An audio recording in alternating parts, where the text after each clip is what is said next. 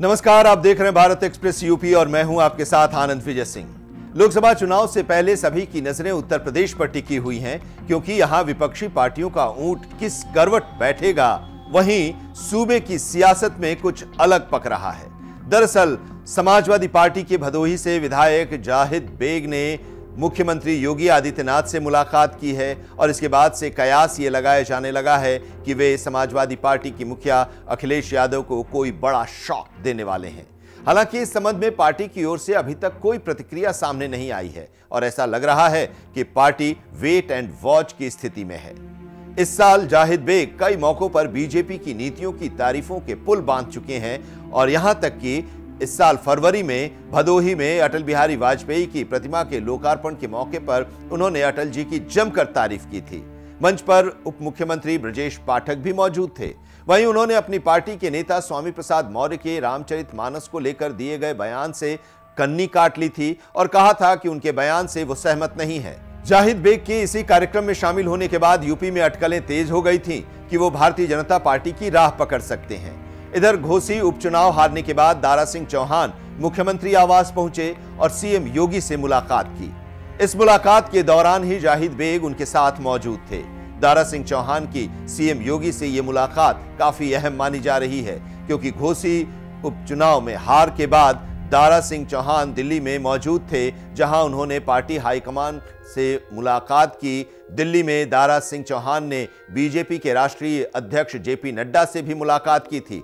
इस दौरान उपचुनाव में मिली हार की वजहों पर अपना पक्ष रखा था। इसके अलावा एमएलसी सीट के लिए उपचुनाव को लेकर भी अपनी दावेदारी पेश की। यह सीट दिनेश शर्मा के राज्यसभा सांसद निर्वाचित होने के बाद खाली हो गई है।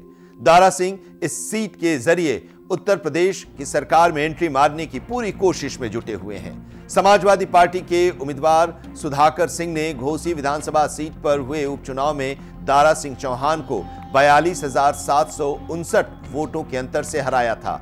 मऊ जिले के अंतर्गत आने वाले घोसी में 50.77% मतदान हुआ था। चुनाव मैदान में 10 उम्मीदवार उतरे थे। दारा सिंह मजबूत उम्मीदवार बताए जा रहे थे, लेकिन समाजवादी पार्टी ने उन्हें बड़े अंतर से हराया। दारा सिंह सपा से इस्तीफा देकर बीजेपी में आए थे, जिसके बाद यह सीट खाली हो गई थी और उपचुनाव करवाया गया।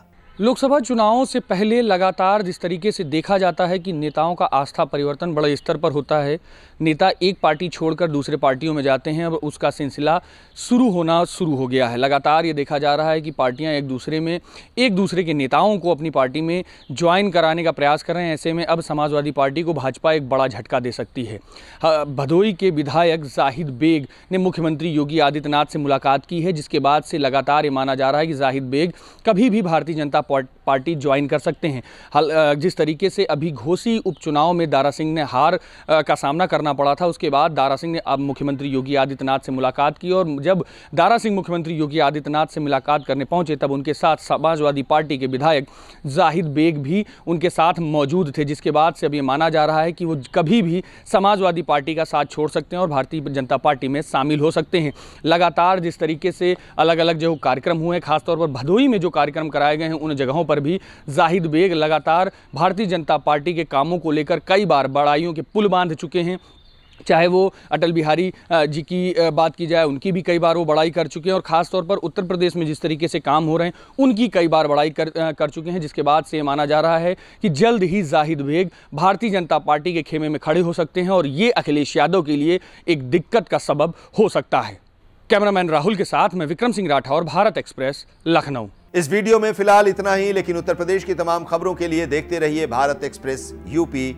नमस्कार।